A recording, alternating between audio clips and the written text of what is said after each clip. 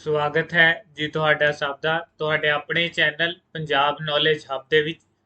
ਜੇਕਰ ਤੁਸੀਂ ਚੈਨਲ ਤੇ ਨਵੇਂ ਹੋ ਤਾਂ ਚੈਨਲ ਨੂੰ ਸਬਸਕ੍ਰਾਈਬ ਜ਼ਰੂਰ ਕਰੋ ਤੇ ਬੈਲ ਆਈਕਨ ਦਾ ਬਟਨ ਦਬਾਉਣਾ ਨਾ ਭੁੱਲੋ ਤਾਂ ਕਿ ਆਉਣ ਵਾਲੀਆਂ ਸਟੱਡੀ ਰਿਲੇਟਡ ਵੀਡੀਓਜ਼ ਦੀ ਅਪਡੇਟ ਤੁਹਾਨੂੰ ਸਮੇਂ ਸਿਰ ਮਿਲਦੀ ਰਹੇ।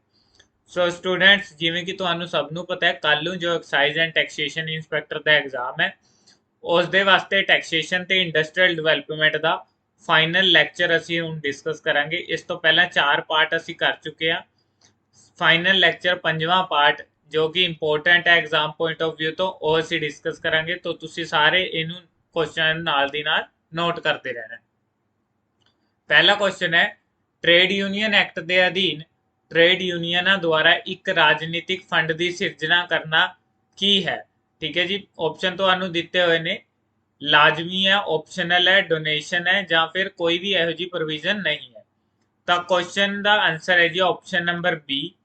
ਟ੍ਰੇਡ ਯੂਨੀਅਨ ਐਕਟ ਦੇ ਅਧੀਨ ਟ੍ਰੇਡ ਯੂਨੀਅਨਾਂ ਦੁਆਰਾ ਇੱਕ ਰਾਜਨੀਤਿਕ ਫੰਡ ਦੀ ਸਿਰਜਣਾ ਕਰਨਾ ਆਪਸ਼ਨਲ ਹੈ। ਉਹ ਕਰਨਾ ਚਾਹਣ ਤਾਂ ਕਰ ਸਕਦੇ ਨੇ, ਨਾ ਕਰਨਾ ਚਾਹਣ ਤਾਂ ਉਸ 'ਚ ਵੀ ਕੋਈ ਦਿੱਕਤ ਨਹੀਂ ਹੈ। ਦੂਜਾ ਕੁਐਸਚਨ, ਪੇਂਡੂ ਕਾਮਿਆਂ ਦੀਆਂ ਟ੍ਰੇਡ ਯੂਨੀਅਨਾਂ ਦੇ ਮੈਂਬਰਾਂ ਲਈ ਘੱਟੋ ਘੱਟ ਗਾਹਕੀ ਦਰ ਕਿਸ ਤੋਂ ਘੱਟ ਨਹੀਂ ਹੋਵੇਗੀ। The minimum subscription rate for member of trade union of rural worker shall not be less than, ਤਾਂ ਉਹ ਹੋਊਗੀ ਜੀ ਆਪਸ਼ਨ ਨੰਬਰ ਸੀ, ₹1 ਪਰ ਐਨਮ। ₹1 ਪਰ ਐਨਮ। ਤਾਂ ਕੁਐਸਚਨ ਕਿਹੜਾ ਕਰੈਕਟ ਆਪਸ਼ਨ? ਆਪਸ਼ਨ ਸੀ। ਤੀਜਾ question, as per the child labour prohibition act. ਠੀਕ ਹੈ ਜੀ, ਇੱਥੇ ਕਰੈਕਟ ਕਰ ਲਿਓ। As per child labour prohibition act, day means period of 24 hours beginning at, ਕਦੋਂ ਤੋਂ ਬਿਗਨਿੰਗ ਜੀ? ਮਿਡਨਾਈਟ ਤੋਂ। ਤਾਂ ਆਪਸ਼ਨ ਕਿਹੜਾ ਕਰੈਕਟ ਆਊਗਾ? Option number D. ਚੌਥਾ ਕੁਐਸਚਨ, ਬਾਲ ਮਜ਼ਦੂਰੀ ਮਨਾਹੀ ਅਤੇ ਨਿਯਮ ਐਕਟ 1986 ਕਿਸ ਦੀ ਇੱਕ ਉਦਾਹਰਣ ਹੈ? Child labour prohibition and regulation act 1986 is an example of, ਤਾਂ ਉਹ ਐਗਜ਼ਾਮਪਲ ਹੈ ਜੀ ਪ੍ਰੋਟੈਕਟਿਵ ਲੇਬਰ ਲੈਜਿਸਲੇਸ਼ਨ ਦੀ। ਪ੍ਰੋਟੈਕਟਿਵ ਲੇਬਰ ਲੈਜਿਸਲੇਸ਼ਨ ਦੀ। ਤਾਂ ਆਪਸ਼ਨ ਕਿਹੜਾ ਕਰੈਕਟ ਹੈ ਜੀ? Option number B. ਪੰਜਵਾਂ ਕੁਐਸਚਨ, ਜਣੇਪਾ ਐਕਟ ਵਿੱਚ ਇੱਕ ਇੰਸਪੈਕਟਰ ਕਿਸ ਸੈਕਸ਼ਨ ਦੇ ਅਧੀਨ ਨਿਯੁਕਤ ਕੀਤਾ ਜਾਂਦਾ ਹੈ? In maternity act an inspector is appointed under which section. ਤਾਂ ਜਣੇਪਾ ਐਕਟ ਵਿੱਚ ਜੋ ਇੰਸਪੈਕਟਰ ਲਾਇਆ ਜਾਂਦਾ ਹੈ ਉਹ ਸੈਕਸ਼ਨ 14 ਦੇ ਅੰਡਰ ਕੀ ਕੀਤਾ ਜਾਂਦਾ ਹੈ? ਆਫਿਸਰ ਲਾਇਆ ਜਾਂਦਾ ਹੈ। ਤਾਂ ਆਪਸ਼ਨ ਕਿਹੜਾ ਕਰੈਕਟ ਹੈ ਜੀ? ਆਪਸ਼ਨ ਨੰਬਰ ਏ। ਛੇਵਾਂ ਕੁਐਸਚਨ, ਕਰਮਚਾਰੀ ਭਵਿੱਖ ਫੰਡਾਂ ਦੀ ਅਪੀਲ ਟ੍ਰਿਬਿਊਨਲ ਦਾ ਗਠਨ ਕਿਸ ਐਕਟ ਦੇ ਅਧੀਨ ਕੀਤਾ ਗਿਆ ਸੀ? ਇੰਪਲੋਏ ਪ੍ਰੋਵੀਡੈਂਟ ਫੰਡ ਐਪੀਲੇਟ ਟ੍ਰਿਬਿਊਨਲ ਨੇ ਜਿਹੜੇ, ਉਹ ਕਿਸ ਅੰਡਰ ਸੈਕਸ਼ਨ ਦੇ ਅੰਡਰ ਬਣੇ ਨੇ? ਤਾਂ ਉਹ ਹੈ ਜੀ 7D। 7D। ਆਪਸ਼ਨ ਕਿਹੜਾ ਕਰੈਕਟ ਹੈ? ਆਪਸ਼ਨ ਨੰਬਰ ਏ। ਸੱਤਵਾਂ ਕੁਐਸਚਨ, ਕਰਮਚਾਰੀ ਭਵਿੱਖ ਨਿਧੀ ਅਧੀਨ ਗਠਿਤ ਕੇਂਦਰੀ ਬੋਰਡ ਦੇ ਚੇਅਰਮੈਨ ਅਤੇ ਮੈਂਬਰਾਂ ਦੀ ਨਿਯੁਕਤੀ ਕਿਸ ਦੁਆਰਾ ਕੀਤੀ ਜਾਂਦੀ ਹੈ? Chairman and member of central board constituted under employees provident fund are appointed by, ਤਾਂ ਉਹ ਅਪੁਆਇੰਟ ਕੀਤੇ ਜਾਂਦੇ ਨੇ ਜੀ ਸੈਂਟਰਲ ਗਵਰਨਮੈਂਟ ਦੁਆਰਾ। ਤਾਂ ਆਪਸ਼ਨ ਕਿਹੜਾ ਕਰੈਕਟ ਆਊਗਾ? ਆਪਸ਼ਨ ਨੰਬਰ ਏ। ਸਟੂਡੈਂਟਸ, ਜੇਕਰ ਤੁਹਾਨੂੰ ਵੀਡੀਓ ਵਧੀਆ ਲੱਗਦੀ ਹੈ ਤਾਂ ਤੁਸੀਂ ਵੀਡੀਓ ਨੂੰ ਲਾਈਕ ਜ਼ਰੂਰ ਕਰਨਾ ਹੈ ਤੇ ਸਾਡੇ ਚੈਨਲ ਪੰਜਾਬ ਨੌਲੇਜ ਹੱਬ ਨੂੰ ਸਬਸਕ੍ਰਾਈਬ ਜ਼ਰੂਰ ਕਰਨਾ ਹੈ। ਫ੍ਰੀ ਮੌਕ ਟੈਸਟ ਵਾਸਤੇ ਤੁਸੀਂ ਸਾਡੇ ਟੈਲੀਗ੍ਰਾਮ ਗਰੁੱਪ ਨੂੰ ਜੁਆਇਨ ਕਰ ਸਕਦੇ ਹੋ ਜਾਂ ਫਿਰ ਹੋਰ ਸਟੱਡੀ ਮਟੀਰੀਅਲ ਵਾਸਤੇ ਵੀ ਤੁਸੀਂ ਸਾਡੇ ਟੈਲੀਗ੍ਰਾਮ ਗਰੁੱਪ ਨੂੰ ਜੁਆਇਨ ਕਰ ਸਕਦੇ ਹੋ। ਸੋ ਆਉਂਦੇ ਹਾਂ ਦੁਬਾਰੇ ਕੁਐਸਚਨ ਵੱਲ।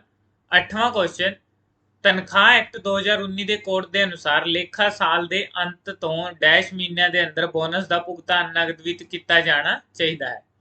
As per the Code on Wage Act 2019, the bonus should be paid in cash within dash month from the close of accounting year।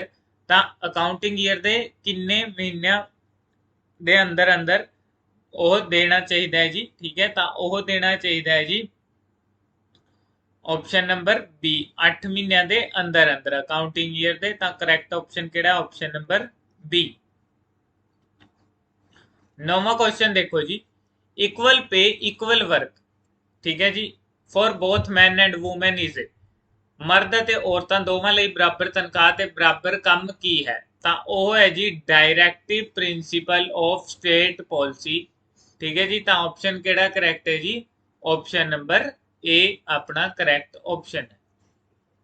10ਵਾਂ question, code code in wage act 2019 ਦਾ ਕਿਹੜਾ ਭਾਗ ਕਰਮਚਾਰੀ ਸ਼ਬਦ ਨੂੰ ਪਰਿਭਾਸ਼ਿਤ ਕਰਦਾ ਹੈ? Which section of the code on wage act 2019 define the term worker? ਤਾਂ ਕਿਹੜਾ ਐਕਟ ਡਿਫਾਈਨ ਕਰਦਾ ਹੈ? ਸੈਕਸ਼ਨ 2Z ਡਿਫਾਈਨ ਕਰਦਾ ਹੈ ਵਰਕਰ ਨੂੰ, ਸੈਕਸ਼ਨ 2Z। ਤਾਂ ਆਪਸ਼ਨ ਕਿਹੜਾ ਕਰੈਕਟ ਹੈ? Option number B. ਠੀਕ ਹੈ ਜੀ। 11ਵਾਂ ਕੁਐਸਚਨ, ਬਰਾਬਰ ਕੰਮ ਲਈ ਬਰਾਬਰ ਤਨਖਾਹ ਦਾ ਸਿਧਾਂਤ ਭਾਰਤੀ ਸੰਵਿਧਾਨ ਦੇ ਕਿਹੜੇ ਆਰਟੀਕਲ ਵਿੱਚ ਸ਼ਾਮਲ ਹੈ? The principle of equal pay for equal work is contained in which article of Indian Constitution? ਤਾਂ ਉਹ ਹੈ ਜੀ ਆਰਟੀਕਲ ਨੰਬਰ 39 ਵਿੱਚ। ਤਾਂ ਆਪਸ਼ਨ ਕਿਹੜਾ ਕਰੈਕਟ ਹੈ ਜੀ? Option number D. 12ਵਾਂ question, under the code on wage act a national floor level minimum wage will be set up by the center to be revised every? ਤਾਂ ਉਹ correct ਹੈ ਜੀ ਆਪਸ਼ਨ ਨੰਬਰ ਸੀ, every 5 year। ਠੀਕ ਹੈ ਜੀ, option number ਸੀ। 13ਵਾਂ question, ਵੱਧ ਤੋਂ ਵੱਧ ਬੋਨਸ ਜੋ ਇੱਕ ਕਰਮਚਾਰੀ ਕੋਡ ਤਨਖਾਹ ਐਕਟ 2019 ਦੇ ਅਧੀਨ ਪ੍ਰਾਪਤ ਕਰ ਸਕਦਾ ਹੈ। Maximum bonus that an employee can receive under the code on wage act 2019 is? ਤਾਂ ਕਿੰਨਾ ਵੱਧ ਤੋਂ ਵੱਧ ਬੋਨਸ ਇੱਕ ਕਰਮਚਾਰੀ ਨੂੰ ਮਿਲ ਸਕਦਾ ਹੈ? ਤਾਂ ਵੱਧ ਤੋਂ ਵੱਧ ਬੋਨਸ ਮਿਲ ਸਕਦਾ ਜੀ 20% ਉਸ ਦੀ ਐਨੂਅਲ ਸੈਲਰੀ ਦਾ। ਠੀਕ ਹੈ ਜੀ, 20% ਉਸ ਦੀ ਐਨੂਅਲ ਸੈਲਰੀ ਦਾ। ਤਾਂ ਆਪਸ਼ਨ ਕਿਹੜਾ ਕਰੈਕਟ ਹੈ ਜੀ? ਆਪਸ਼ਨ ਨੰਬਰ ਏ।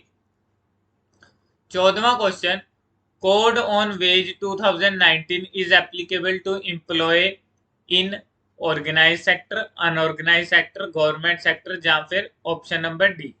ਤਾਂ ਆਪਸ਼ਨ ਨੰਬਰ ਡੀ ਕਰੈਕਟ ਹੈ ਜੀ। Code on wage act applicable ਹੁੰਦਾ ਹੈ ਆਰਗੇਨਾਈਜ਼ਡ ਤੇ ਅਨਆਰਗੇਨਾਈਜ਼ਡ ਸੈਕਟਰ ਦੋਵਾਂ ਤੇ। 15ਵਾਂ ਕੁਐਸਚਨ ਦੇਖੋ ਜੀ, ਤਨਖਾਹ ਐਕਟ 2019 ਦੇ ਕੋਡ ਦੇ ਅਨੁਸਾਰ ਓਵਰਟਾਈਮ ਤਨਖਾਹ ਘੱਟੋ ਘੱਟ ਕਿੰਨੀ ਹੋਣੀ ਚਾਹੀਦੀ ਹੈ?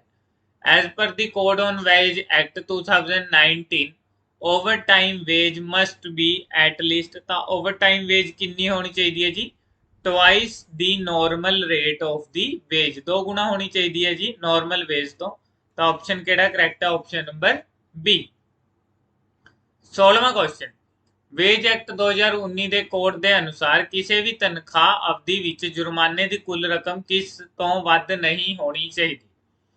As per the code on wage act 2019 total amount of fine in any wage period shall not exceed the amount of? ਤਾਂ ਕਰੈਕਟ ਆਪਸ਼ਨ ਹੈ ਜੀ option number B, equal to 3% of wage. ਤਾਂ ਆਪਸ਼ਨ ਬੀ ਆਪਣਾ correct option. 17ਵਾਂ question, code on wage act 2019 ਦੇ ਅਧੀਨ ਕਿਸੇ ਕਰਮਚਾਰੀ ਦੀ ਤਨਖਾਹ ਤੋਂ ਕੀਤੀਆਂ ਗਈਆਂ ਕਟੌਤੀਆਂ ਕਿੰਨੇ ਪ੍ਰਤੀਸ਼ਤ ਤੋਂ ਵੱਧ ਨਹੀਂ ਹੋਣਗੀਆਂ?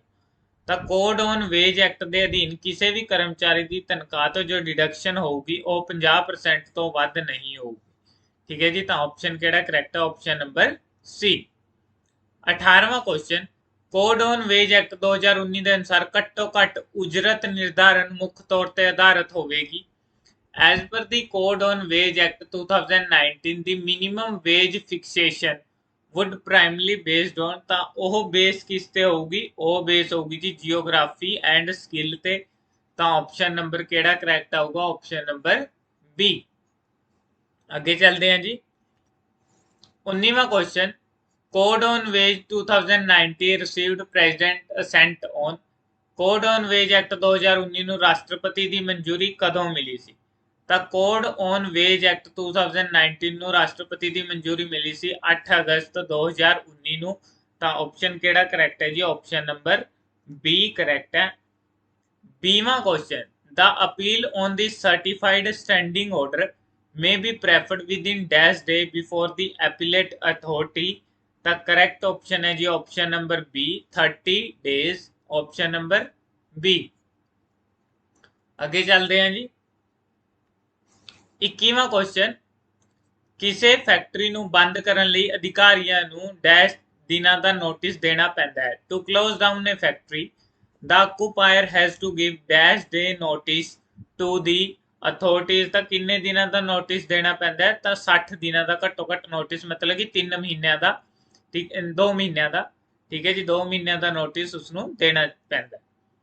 22ਵਾਂ ਕੁਐਸਚਨ ਜੋ ਕਿ ਪ੍ਰੋਜੈਕਟ ਰਿਪੋਰਟ ਤੋਂ ਹੈ, developing A technology is an example of. ਇੱਕ ਟੈਕਨੋਲੋਜੀ ਵਿਕਸਿਤ ਕਰਨਾ ਕਿਸ ਦੀ ਇੱਕ ਉਦਾਹਰਣ ਹੈ? ਤਾਂ ਇੱਕ ਟੈਕਨੋਲੋਜੀ ਵਿਕਸਿਤ ਕਰਨਾ ਪ੍ਰੋਜੈਕਟ ਦੀ ਇੱਕ ਉਦਾਹਰਣ ਹੈ। ਤਾਂ ਆਪਸ਼ਨ ਕਿਹੜਾ ਕਰੈਕਟ ਹੈ ਜੀ? Option number D. 23ਵਾਂ question, 5 dimension that must be managed on a project. ਠੀਕ ਹੈ ਜੀ, 5 ਆਕਾਰ ਜਿਨ੍ਹਾਂ ਦਾ ਪ੍ਰੋਜੈਕਟ ਤੇ ਪ੍ਰਬੰਧਨ ਕੀਤਾ ਜਾਣਾ ਚਾਹੀਦਾ ਹੈ। ਤਾਂ ਆਪਸ਼ਨ ਕਿਹੜਾ ਕਰੈਕਟ ਹੈ ਜੀ? ਆਪਸ਼ਨ ਹੈ ਜੀ ਆਪਸ਼ਨ ਨੰਬਰ ਸੀ। ਫੀਚਰ, ਕੁਆਲਿਟੀ, ਕੋਸਟ, ਸ਼ਡਿਊਲ ਤੇ ਸਟਾਫ, ਇਹ 5 ਡਾਈਮੈਂਸ਼ਨ ਨੇ ਜੋ ਮੈਨੇਜ ਹੋਣੇ ਚਾਹੀਦੇ ਨੇ ਪ੍ਰੋਜੈਕਟ ਤੇ। ਫੀਚਰ, ਕੁਆਲਿਟੀ, ਕੋਸਟ, ਸ਼ਡਿਊਲ ਤੇ ਸਟਾਫ। 24ਵਾਂ question, Punjab bureau of investment promotion popularly known as invest Punjab was established in which year.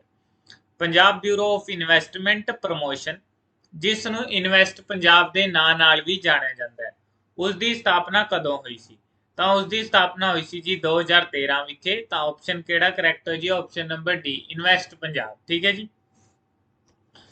25ਵਾਂ question ਦੇਖੋ ਜੀ, ਨਵੀਂ ਉਦਯੋਗਿਕ ਨੀਤੀ ਕਦੋਂ ਘੋਸ਼ਿਤ ਕੀਤੀ ਗਈ ਸੀ? ਵੈਨ ਵਾਜ਼ ਨਿਊ ਇੰਡਸਟਰੀਅਲ ਪਾਲਿਸੀ ਅਨਾਊਂਸਡ। ਤਾਂ ਨਵੀਂ ਇੰਡਸਟਰੀਅਲ ਪਾਲਿਸੀ ਅਨਾਊਂਸ ਹੋਈ ਸੀ 24 ਜੁਲਾਈ 1991 ਵਿਖੇ। ਤਾਂ ਆਪਸ਼ਨ ਕਿਹੜਾ ਕਰੈਕਟ ਹੈ ਜੀ? Option number A. 26ਵਾਂ ਕੁਐਸਚਨ, ਭਾਰਤ ਵਿੱਚ ਜੀਐਸਟੀ ਪਹਿਲੀ ਵਾਰ ਕਦੋਂ ਪ੍ਰਸਤਾਵਿਤ ਕੀਤਾ ਗਿਆ ਸੀ? In India GST was first proposed in. ਤਾਂ ਜੀਐਸਟੀ ਪਹਿਲੀ ਵਾਰ ਭਾਰਤ ਵਿੱਚ ਪ੍ਰਸਤਾਵਿਤ ਕੀਤਾ ਗਿਆ ਸੀ 2003 ਵਿੱਚ। ਤਾਂ ਆਪਸ਼ਨ ਕਿਹੜਾ ਕਰੈਕਟ ਹੈ ਜੀ? Option number D. 27ਵਾਂ ਕੁਐਸਚਨ ਦੇਖੋ ਜੀ, ਆਰਬੀਆਈ ਵਿੱਚ ਵੱਧ ਤੋਂ ਵੱਧ ਕਿੰਨੇ ਡਿਪਟੀ ਗਵਰਨਰ ਹੋ ਸਕਦੇ ਹਨ? ਤਾਂ ਆਰਬੀਆਈ ਵਿੱਚ ਵੱਧ ਤੋਂ ਵੱਧ 4 ਡਿਪਟੀ ਗਵਰਨਰ ਹੋ ਸਕਦੇ ਹਨ। ਠੀਕ ਹੈ ਜੀ, ਆਪਸ਼ਨ ਨੰਬਰ ਸੀ ਕਰੈਕਟ ਆਪਸ਼ਨ ਹੈ। ਹੁਣ ਤੁਸੀਂ ਦੱਸਣਾ ਹੈ ਜੀ ਆਰਬੀਆਈ ਦੇ ਡਿਪਟੀ ਗਵਰਨਰਾਂ ਦੇ ਨਾਂ ਤੁਸੀਂ ਕਮੈਂਟ ਬਾਕਸ 'ਚ ਜ਼ਰੂਰ ਕਮੈਂਟ ਕਰਨੇ ਨੇ। ਆਰਬੀਆਈ ਦੇ ਡਿਪਟੀ ਗਵਰਨਰਸ ਕੌਣ ਨੇ ਇਸ ਟਾਈਮ, ਤੇ ਆਰਬੀਆਈ ਦੇ ਮੌਜੂਦਾ ਗਵਰਨਰ ਕੌਣ ਨੇ? ਠੀਕ ਹੈ ਜੀ, ਉਹ ਵੀ ਤੁਸੀਂ ਕਮੈਂਟ ਬਾਕਸ 'ਚ ਕਮੈਂਟ ਕਰਕੇ ਜ਼ਰੂਰ ਦੱਸਣਾ ਹੈ। 28ਵਾਂ ਕੁਐਸਚਨ, ਭਾਰਤ ਵਿੱਚ ਜੀਡੀਪੀ ਦੀ ਗਣਨਾ ਕਰਨ ਦਾ ਆਧਾਰ ਸਾਲ ਕੀ ਹੈ? In India the base year for calculating GDP, base year ਹੈ ਜੀ ਜੀਡੀਪੀ ਕੈਲਕੂਲੇਟ ਕਰਨ ਦਾ, ਕਿਹੜਾ ਹੈ ਜੀ? Option number B, 2011-12 base year ਹੈ ਜੀਡੀਪੀ ਕੈਲਕੂਲੇਟ ਕਰਨ ਦਾ। ਵਧਦੇ ਹਾਂ ਜੀ ਅਗਲੇ ਕੁਐਸਚਨ ਵੱਲ। 29ਵਾਂ question, if an economy is equilibrium at the point where plans to save and to invest are equal, the government expenditure must be। ਉਹ ਕਹਿੰਦੇ ਜੀ ਜੇ ਇੱਕ ਅਰਥ ਵਿਵਸਥਾ ਉਸ ਸਮੇਂ ਸੰਤੁਲਿਤ ਹੁੰਦੀ ਹੈ ਜਿੱਥੇ ਬਚਾਓ ਅਤੇ ਨਿਵੇਸ਼ ਕਰਨ ਦੀਆਂ ਯੋਜਨਾਵਾਂ ਬਰਾਬਰ ਹੁੰਦੀਆਂ ਤਾਂ ਸਰਕਾਰੀ ਖਰਚਾ ਕਿੰਨਾ ਹੋਣਾ ਚਾਹੀਦਾ ਹੈ? ਤਾਂ ਸਰਕਾਰੀ ਖਰਚਾ ਹੋਣਾ ਚਾਹੀਦਾ ਜੀ ਇਕੁਅਲ ਟੂ ਗਵਰਨਮੈਂਟ ਇਨਕਮ। ਜਿੰਨੀ ਗਵਰਨਮੈਂਟ ਦੀ ਇਨਕਮ ਹੈ ਉਨਾ ਹੀ ਸਰਕਾਰੀ ਖਰਚਾ ਹੋਣਾ ਚਾਹੀਦਾ ਹੈ। ਤਾਂ ਆਪਸ਼ਨ ਕਿਹੜਾ ਕਰੈਕਟ ਹੈ ਜੀ? Option number B. 30ਵਾਂ ਤੇ ਆਖਰੀ ਕੁਐਸਚਨ, ਜੀਐਸਟੀ ਕੌਂਸਲ ਸਿਰਫ ਤਾਂ ਹੀ ਫੈਸਲਾ ਲੈ ਸਕਦੀ ਹੈ ਜਦੋਂ ਉਸਦੀ 3/4 ਮੈਜੋਰਟੀ ਹੋਵੇ। 3/4 ਜਦੋਂ ਮੈਜੋਰਟੀ ਹੋਵੇ। ਤਾਂ ਆਪਸ਼ਨ ਨੰਬਰ ਏ ਕਰੈਕਟ ਹੈ। ਸੋ ਉਮੀਦ ਕਰਦੇ ਹਾਂ ਸਟੂਡੈਂਟਸ ਕਿ ਅੱਜ ਦੀ ਵੀਡੀਓ ਤੁਹਾਡੇ ਲਈ ਬਹੁਤ ਹੀ ਲਾਭਦਾਇਕ ਹੋਵੇਗੀ ਤੇ ਕੱਲ ਨੂੰ ਤੁਹਾਡੇ ਐਗਜ਼ਾਮ 'ਚ ਤੁਹਾਨੂੰ ਜ਼ਰੂਰ ਕੋਈ ਨਾ ਕੋਈ ਕੁਐਸਚਨ ਇਹਨਾਂ ਵੀਡੀਓਜ਼ 'ਚ ਆਊਗਾ। ਤੇ ਜਿਨ੍ਹਾਂ ਵੀ ਸਟੂਡੈਂਟਸ ਦਾ ਕੱਲ ਨੂੰ ਐਗਜ਼ਾਮ ਹੈ ਉਹਨਾਂ ਸਾਰੇ ਸਟੂਡੈਂਟਸ ਨੂੰ ਸਾਡੇ ਵੱਲੋਂ ਆਲ ਦੀ ਬੈਸਟ। ਅਸੀਂ ਉਮੀਦ ਕਰਦੇ ਹਾਂ ਕਿ ਸਾਡੇ ਵੱਲੋਂ ਕਰਾਏ ਗਏ ਕੁਐਸਚਨ ਤੇ ਸਾਡੇ ਚੈਨਲ ਵੱਲੋਂ ਕਰਾਏ ਗਏ ਕੁਐਸਚਨ ਤੁਹਾਡੇ ਲਈ ਕੱਲ ਦੇ ਪੇਪਰ ਵਿੱਚ ਬਹੁਤ ਹੀ ਜ਼ਿਆਦਾ ਲਾਭਦਾਇਕ ਹੋਣਗੇ।